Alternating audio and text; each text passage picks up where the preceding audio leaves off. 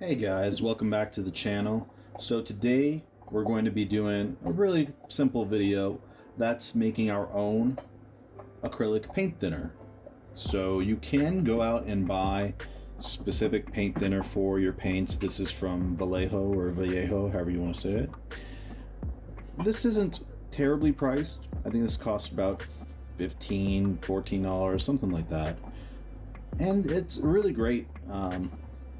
It's a really great product, but if you're able to make your own at home, you can do it, one, for a lot cheaper up front. Well, up front it's going to be a little bit more expensive, but it's going to be cheaper in the long run. You're going to get a lot more out of it, and it's going to be a little bit more applicable to different kinds of paints. So Vallejo, their acrylic thinner, is obviously really good for their paints.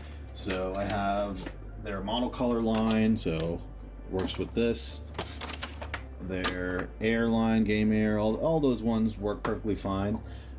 However, I don't see it necessary to use this specific paint thinner, especially for the price that you're paying for this, on your other paint thinners, especially, if you're if you're hand painting or you're doing that kind of thing, then it's a lot of people are tempted essentially to just use water to thin their paints, especially for if they are hand painting, for example, if they're using a dry palette or a wet palette, sorry. But you're losing out on some of the beneficial properties that acrylic thinner offers. Instead of just using straight up water, I would recommend making your own paint thinner, acrylic thinner, using these ingredients. And so we'll go over that real quickly. Please do me a favor, guys, if you're into hobby painting. I have like all these different, Vallejo, I have the Liquitex, I have lacquer paints here, super big jar, or a super big box of a bunch of lacquer stuff that I'll do videos on. So if you like hobby painting and 3D printing, that kind of thing, do me a favor and subscribe. Anyway, let's go ahead and start the video tutorial on specifically how I make my own thinner. So what you'll need: an empty bottle, an empty squeeze bottle, and I'll link the description for as much as I can on here. Squeeze bottle, this is a little over 16 ounces, has the markings, so that's cool. The cool thing about this specific bottle. You'll need distilled water. You can get this from anywhere, 99 cents. Isopropyl alcohol, it's scratched out, but this is 91%. You can use 99%, you can also use 70%. The only difference is if it's 70% or lower, you're gonna, that means 70% alcohol, 30% water, so you just factor that into the water calculation or whatever. But this isn't an exact science. This is just estimates to what we're about to do, so keep that in mind. So you need paint retarder. So these are the what's going to cost a little bit more up front, but save you in the long run. So paint retarder, this is from Golden. This is going to slow down the drying time of the paint. And then flow improver, so this is Vallejo. And essentially what we're doing is we're essentially making an acrylic version of this. So if you are familiar with lacquer paints, you'll know that Mr. Color leveling thinner is not their standard thinner, it's their leveling thinner. They have a regular one and then the leveling. And what this does is it slows the drying time of the lacquer paint so that it can smoothly conform to the shape of the object before it dries. And so normally a lot of times when you're airbrushing something, the second the paint hits the surface, it's dried within, seconds. That's not always a good thing. So adding the retarder, which this has a retarder additive in it, and so that slows down the drying time for that paint to settle and to conform to the shape and to get a really, really smooth result. So let's go ahead and get started on mixing everything in here. So you're gonna take a dropper bottle. Again, these are not exact measurements, but essentially what we're doing is I'm going to be doing about a 2-to-1 ratio. Now I would recommend, I don't think it's necessarily going to 3-to-1, but it's a little bit more than 2. You don't want that much alcohol in this because I noticed that some paints don't react very well to the higher alcohol content in the thinner. So you only want no more than 2 to 1, and more water than alcohol if you can. And just to go over real quickly, this will work with any, almost any acrylic paints. So I have Golden, High Flow paints, Citadel. We already went over Vallejo. I have the Model Air as well. Liquitex. Now, I've heard that it works with Tamiya, but honestly, I would not recommend it. I would recommend either sticking with their X20A thinner or using actually Mr. Color Loving thinner. Now, Tamiya, for those of you who don't know, it says right there, acrylic paint. If it'll zoom in, it says it's an acrylic paint, but then it has this symbol that these other acrylic paints don't have. This is a flammable symbol. This because this is a solvent-based paint, meaning it has alcohol or whatever solvents in there, as opposed to being water-based. And so, mixing it with a mainly water-based acrylic thinner is not going to have great results for this.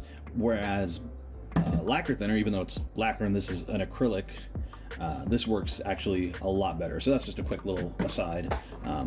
Tamiya paints, like I said, I've heard a lot of people who use this formula say that it does work, but if I were to do it with Tamiya paints, I would up the alcohol concentration, which then I wouldn't be able to use it with my other lacquer paint or my other acrylic paints. But anyway, let's go ahead and get started. Sorry if this is out of frame, it's a big bottle. So I'm gonna fill this up to, so let's see, 2 to 1 would be 5, 5, 10, and then 15. The last 5 being alcohol. But what we're gonna do is we're gonna do, let's say, let's do 11. Yeah, instead of 10, we'll go to 11, and then we'll go to 5. So whatever that is, ratio-wise. Again, not an exact science. You can use tap water, but it's just so cheap to get distilled water. Might as well. Spilling. All right. Well, we overshot that by a little bit. So pour back. So something like that. So we're at 12. Yeah, let's pour it a little back in. Whatever. I'm just showing you guys that this isn't even exact. That's a little over 11. So we'll go a little past 15. So alcohol. I'm gonna pour that in.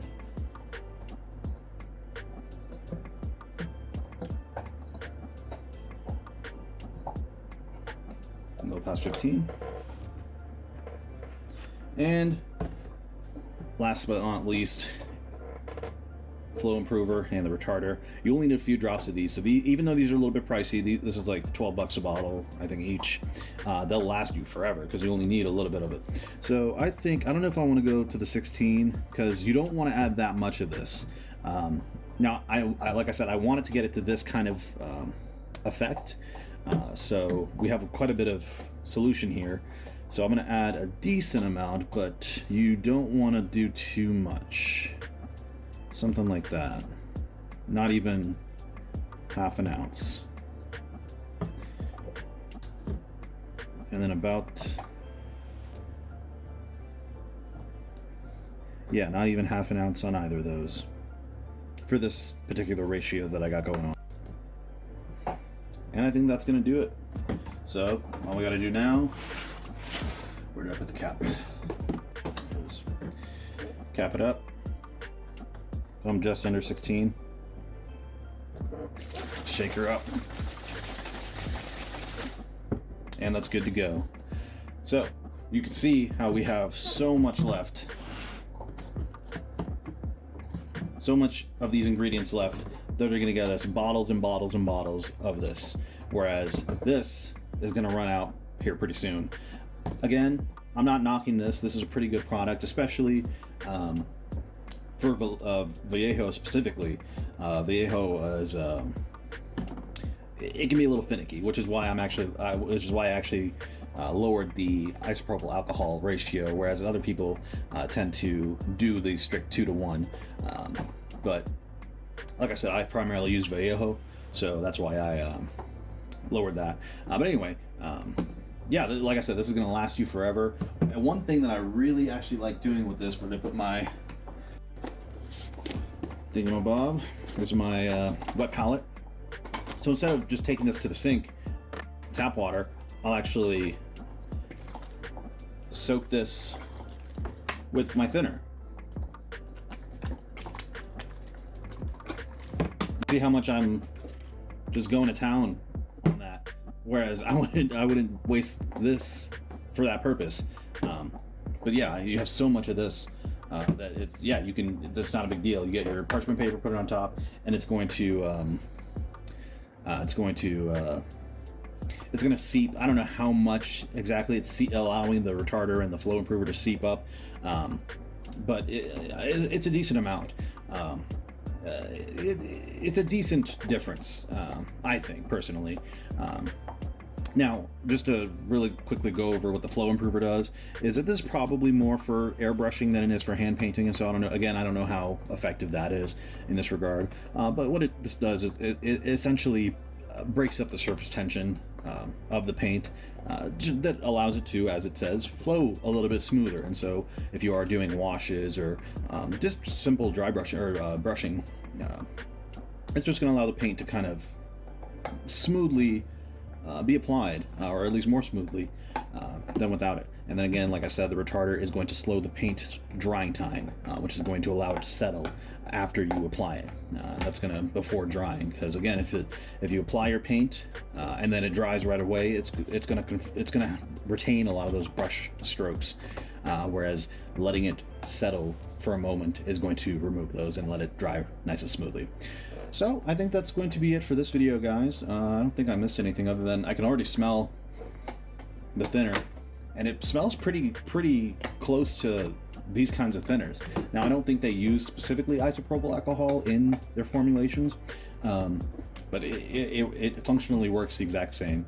So that's going to be it for this video, guys. If you liked the video, found it useful, do me a favor, subscribe, like it, comment, all that good stuff. If you want to see me talk a little bit about lacquer paints, when to use them, how to use them, I actually have this. I might do a whole video on paints. I have a bunch of different paints, as I showed earlier, and I'm considering doing a video on how to mix paints to get any color that you want. So if I can get this in frame, maybe I can move this. So as you can see here, I have a bunch of lacquer paints, but I only have basically the primary and secondary colors. So, you know, Mr. Color GX, and then the white and blacks, and then I have the brown as well, and clear. Purple, so that's your secondary color. Red, yellow, blue, that's your primaries. And essentially, I only got these specific colors, as opposed to, you know, light red and red orange and red yellow and green, dark green and light green. And instead of getting all that, I decided to get just the basics, so that I can mix my own paints and achieve any color I want with these. So if you're interested in that video, do me a favor, subscribe, leave a comment letting me know if you want to see, if you'd be interested in that, and I'll be more than happy to make that video. So that's going to be it, guys. Until next time, take care.